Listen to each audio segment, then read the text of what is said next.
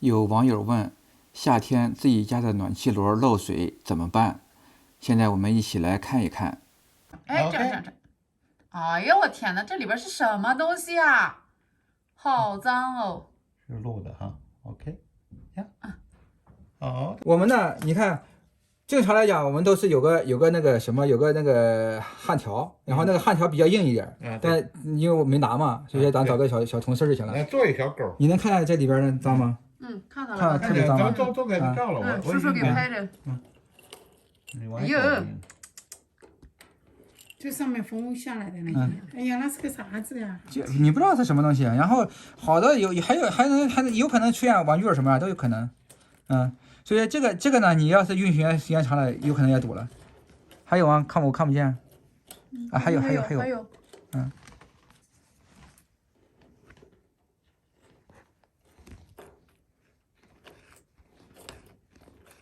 不行，这个太大了，出不来。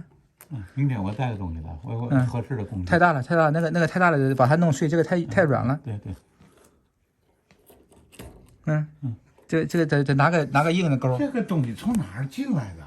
从上面啊，这它的最原始东西怎么会进来？是从外机进来的？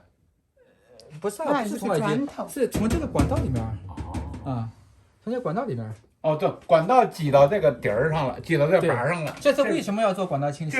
这应该是就是易水槽。对，就是个易水槽。就是易水槽。所以说你这个呢，然后这个脏东西从里边下来掉在那儿，那个要是比较硬的话，它正常来讲它不会堵上，不挡水啊，它不挡水就行了。所以在里边就在里边了，就怕有软东西。对，就怕有淤泥啊、灰啊，然后它时间长了，然后变成像胶状一样的东西，对，就不行了。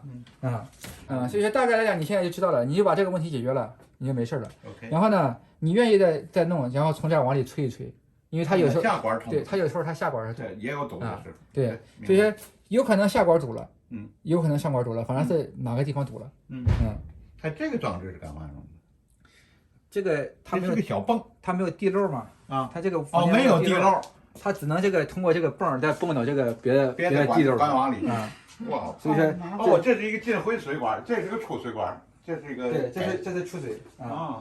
我靠，你这好复杂。明天改天来剪了再说。对，你可以，这随时可以拧开吗？对，你随时拧开就行了。这个它没有压。你有个小镊子啊，有小嘛的。对，就得稍微硬一点，因为我们一般都是用焊条。